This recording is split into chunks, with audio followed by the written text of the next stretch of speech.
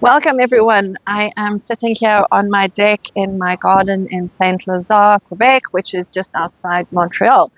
And as you can see, the fall leaves or the autumn leaves are showing off. And they're also telling me something. They're saying we better get ready for our winter baking. And that's why we're going to be talking a little bit about flour and ingredients today. But just before we start, the book baby is out, Babette's Bread.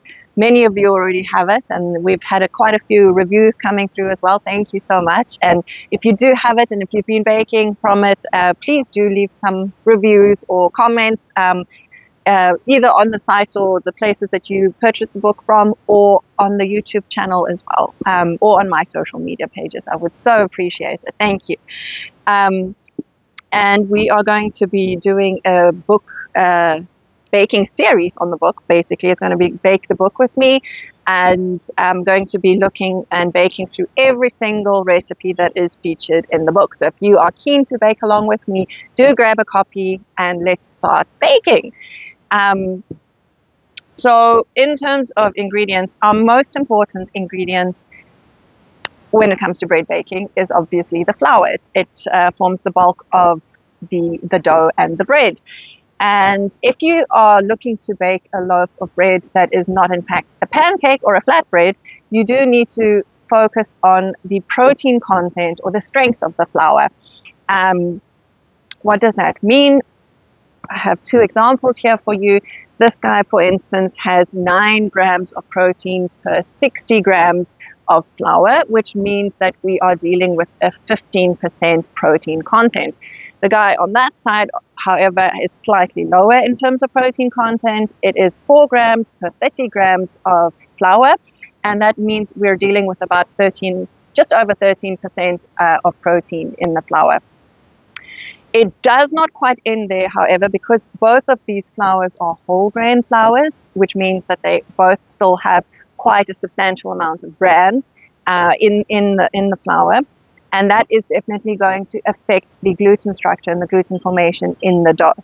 I do go into a lot of this information in the book as well, and I will touch on it when we reach the whole grain chapters or whole grain baking chapters. But for now, I think it is just important for you guys to keep those things in mind, that the protein content is very important.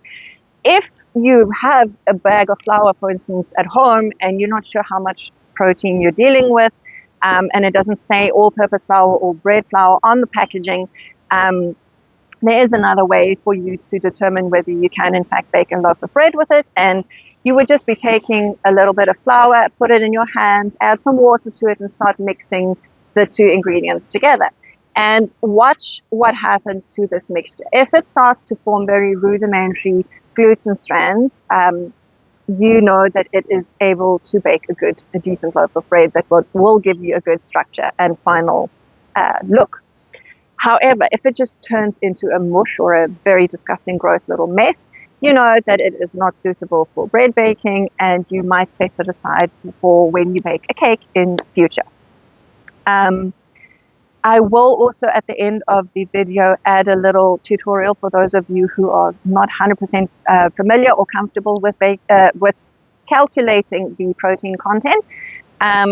But for now, I think that is sufficient information for you to go and source a good couple of bags of flour and for us to get baking very soon.